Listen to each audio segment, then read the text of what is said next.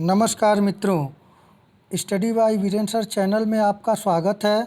जैसा कि आज दिनांक 20/7/2023 को दीनदयाल उपाध्याय गोरखपुर विश्वविद्यालय गोरखपुर के बीएड फोर्थ सेमेस्टर एग्जामिनेशन 2023 के अंतर्गत आप लोगों का जो तृतीय प्रश्न पत्र था, कोड था EDU BEd 115। पेपर का नाम था challenges and issues of education in India. CBCS mood में परीक्षा हुई है। पेपर ID था 0464। डेट देख ही रहे हैं, 20/7/2023 को हुआ है प्रथम पाली में। आइए इसके इन टर्म से संबंधित जो 40 प्रश्न है उसके आंसर को देखें। यदि आप चैनल पर नए हैं तो चैनल को लाइक, शेयर और सब्सक्राइब करना न भूलें। तो आइए देखते हैं। पहला प्रश्न पूछा गया था, NEP 2020 में प्री प्राइमरी एजुकेशन पूर्व प्राथमिक शिक्षा को नाम दिया गया है। इस प्रश्न का सही आंसर है ऑप्शन है फाउंडेशन स्तर। प्रश्न संख्या दूसरा पूछा गया था, स्वतंत्रता पश्चात भारत में नारी शिक्षा पर पहली समिति का गठन किस नाम से हुआ। तो इस प्रश्न का जो सही आंसर है वह है option B, doctor Durgabai Deshmukh समिति। प्रश्न संख्या तीसरा पूछा गया था, मूक MOOC का अर्थ है। तो इस प्रश्न का सही आंसर था option A, massive open online पाठ्यक्रम। अगले प्रश्न को आइए देखें। प्रश्न संख्या 4 आपसे पूछा गया था, आधुनिक पूर्व प्राथमिक शिक्षा का जन्मदाता माना जाता है। तो इस प्रश्न का सही आंसर होगा ऑप्शन ए, फ्रावेल को। प्रश्न संख्या 5 पूछा गया था, यह प्रश्न मैं कराया था, ECCE संबंधित है। तो इस प्रश्न का सही आंसर जो होगा वह होगा ऑप्शन सी, पूर्व प्राथमिक शिक्षा से। प्रश्न संख्या 6 पूछा गया था, विश्व में सबसे पहले अनिवार्य और निःशुल्क प्राथमिक शिक्षा की व्यवस्था लागू की। तो इस प्रश्न का सही उत्तर होगा ऑप्शन सी, स्वीडन में। प्रश्न संख्या 7 पूछा गया था, ये भी प्रश्न मैं कराया था, बड़ौदा के महाराजा सियाजीराव गायकवाड़ ने किस वर्ष अपनी संपूर्ण रियासत में अनिवार्य एवं निःशुल्क शिक्षा की व्यवस्था की। तो इस प्रश्न का सही आंसर है ऑप्शन बी, 1906 में। प्रश्न संख्या अगले को देखें। प्रश्न संख्या 8 पूछा गया था, प्राथमिक शिक्षा में बीच में पढ़ाई छोड़ देना कहलाता है। इस प्रश्न का सही आंसर है ऑप्शन ए, अवरोधन। ये भी प्रश्न मैं कराया था। प्रश्न संख्या 9 पूछा गया था, वहीं से संबंधित है, प्राथमिक शिक्षा में अवरोधन है। तो इस प्रश्न का सही आंसर होगा ऑप्शन ए, पढ़ाई बीच में छोड़ देना। प्रश्न संख्या 10 पूछा गया था, नवोदय विद्यालय की स्थापना सर्वप्रथम किस राज्य में हुई। तो इस प्रश्न का सही आंसर है ऑप्शन सी, ए और बी दोनों। प्रश्न संख्या 11 पूछा गया था, ये भी प्रश्न मैं कराया था, लंदन विश्वविद्यालय की तर्ज पर भारत में सर्वप्रथम 3 विश्वविद्यालयों की स्थापना की गई। इस प्रश्न का सही आंसर होगा ऑप्शन डी, कलकत्ता, बम्बई और मद्रास वुड डिस्पैच के माध्यम से। प्रश्न संख्या 12 पूछा गया था, सर्व शिक्षा अभियान में सभी बच्चों को प्राथमिक स्तर की शिक्षा पूरी करने का लक्ष्य रखा गया था। तो इस प्रश्न का सही आंसर होगा ऑप्शन बी, 2010 तक। प्रश्न संख्या 13 पूछा गया था, यह भी प्रश्न मैं कराया था, मध्याह्न भोजन योजना कब शुरू हुई। इस प्रश्न का सही आंसर होगा ऑप्शन बी, 15 अगस्त 1995 ईस्वी को। प्रश्न संख्या 14 पूछा गया था, यह भी प्रश्न मैं कराया था, किस आयु वर्ग के बालकों के लिए RTE एक्ट 2009 शिक्षा की गारंटी देता है। इस प्रश्न का सही आंसर होगा ऑप्शन ए, 6 से 14 वर्ष। प्रश्न संख्या 15 पूछा गया था, यह भी प्रश्न मैं कराया था, आप देख सकते हैं।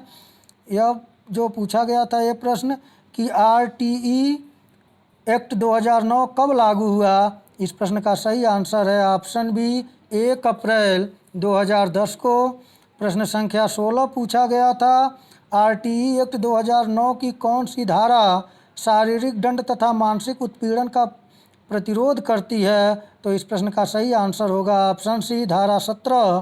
प्रश्न संख्या 17 पूछा गया था, राष्ट्रीय महिला शिक्षा समिति की अध्यक्ष थीं। तो इस प्रश्न का सही आंसर होगा ऑप्शन बी, हंसा मेहता। प्रश्न संख्या 18 पूछा गया था, संविधान की किस अनुसूची में भाषाओं को रखा गया है। इस प्रश्न का सही आंसर है ऑप्शन डी, 8वीं अनुसूची। प्रश्न संख्या 19 पूछा गया था, संविधान के किस अनुच्छेद के अंतर्गत हिंदी को राजभाषा घोषित किया गया है। इस प्रश्न का सही आंसर होगा ऑप्शन बी अनुच्छेद 343 के अंतर्गत। अगले प्रश्न को देखें।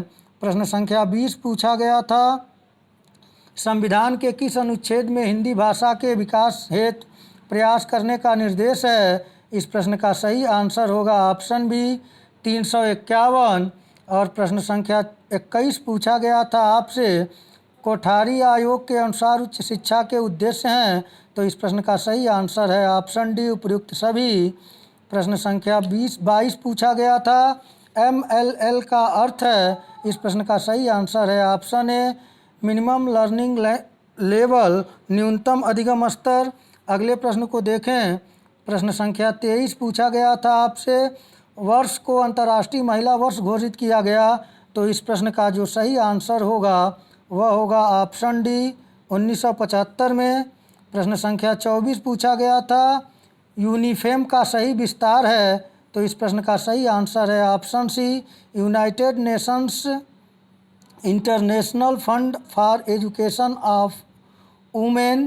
प्रश्न संख्या 25 पूछा गया था, राष्ट्रीय महिला आयोग का गठन हुआ? इस प्रश्न का सही आंसर जो है वह होगा ऑप्शन सी 1992 ईस्वी में। प्रश्न संख्या 26 आपसे पूछा गया था, भारत में महिला शिक्षा की प्रमुख बाधा है? तो इस प्रश्न का सही आंसर है ऑप्शन बी 1, 2 और 3। प्रश्न संख्या 27 पूछा गया था, वर्ष 2011 की जनगणना के अनुसार प्रति 1000 पुरुषों पर महिलाओं की संख्या है? तो इस प्रश्न का सही आंसर है ऑप्शन ए 940। प्रश्न संख्या 28 पूछा गया था, भारत में दलित महिलाओं के निम्न साक्षरता दर का कारण है? इस प्रश्न का सही आंसर है ऑप्शन डी उपयुक्त सभी। प्रश्न संख्या 29 पूछा गया है, किस राष्ट्रीय शिक्षा नीति ने भारत में महिला अध्ययन को प्रोत्साहन किया? इस प्रश्न का सही आंसर है ऑप्शन बी राष्ट्रीय शिक्षा नीति 1986। प्रश्न संख्या 30 पूछा गया था, केंद्रीय शिक्षा सलाहकार परिषद ने किस वर्ष त्रिभाषा सूत्र प्रस्तुत किया? इस प्रश्न का सही आंसर है ऑप्शन सी 1956 ईस्वी में। प्रश्न संख्या 31 पूछा गया था, छात्र अशांति के कारण है? इस प्रश्न का सही आंसर ऑप्शन डी है उपयुक्त सभी। प्रश्न संख्या 32 पूछा गया था, सर्व शिक्षा अभियान का उद्देश्य है? तो इस प्रश्न का सही आंसर है ऑप्शन सी 6 से 14 वर्ष के सभी बच्चों को प्राथमिक शिक्षा प्रदान करना। प्रश्न संख्या 33 पूछा गया था, मूल्य की विशेषता नहीं है? तो इस प्रश्न का सही आंसर होगा ऑप्शन सी सर्वकालिक और सार्वदेशिक होते हैं, ये विशेषता नहीं है। अगले प्रश्न को देखें। प्रश्न संख्या 34 पूछा गया था, भारत में सर्वप्रथम पत्राचार शिक्षा का प्रारंभ किया? इस प्रश्न का सही आंसर है ऑप्शन सी दिल्ली विश्वविद्यालय ने।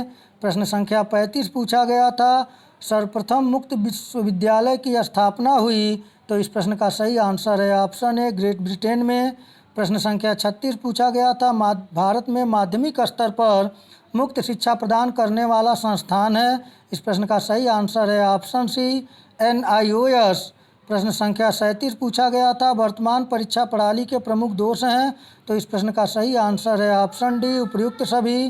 प्रश्न संख्या 38 पूछा गया था आपसे, परीक्षा सुधार का उद्देश्य है? तो इस प्रश्न का सही आंसर है यहाँ पे जो होगा, देखिए परीक्षा यहाँ पे दिया हुआ है, परीक्षा का आत्मनिष्ठता को समाप्त करना, चयनित अध्ययन अध्यापन को हतोत्साहित करना, शिक्षण अधिगम में सुधार उपयुक्त सभी।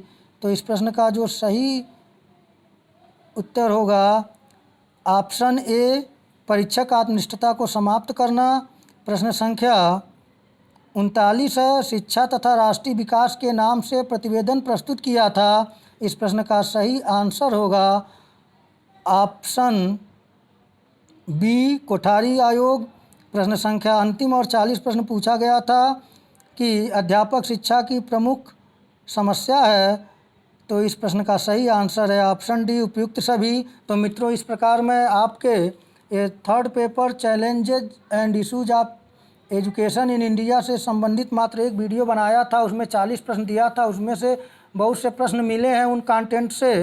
तो आप लोगों का पेपर अच्छा हुआ हो, आप लोग अच्छे अंकों से उत्तीर्ण हो और लास्ट पेपर जो आपका बचा हुआ है उस पेपर से संबंधित आप लोग अच्छी तरीके से तैयारी कर लें आपका पेपर अच्छा हो, इसी शुभकामनाओं के साथ आज इतना ही। नमस्कार।